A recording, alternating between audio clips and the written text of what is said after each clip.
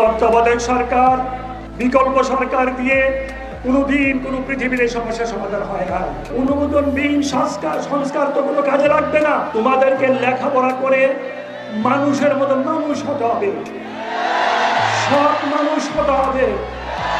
তোমরা যদি লেখাপড়ে সৎ মানুষ হও, তোমাদের আব্বা আম্মা শান্তি পাবে, তাই না ভাইরা আমার?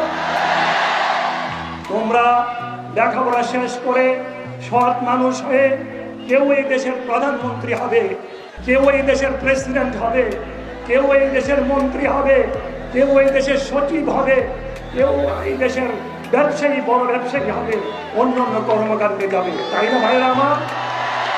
ছাত্ররাই আমাদের ভবিষ্যৎ। ছাত্রদেরকে আলাদা করে দেখতে চলবে না। তোমাদের অনেক সমস্যা আছে, তোমরা দোয়া করো আল্লাহ পাক যদি গণতান্ত্রিক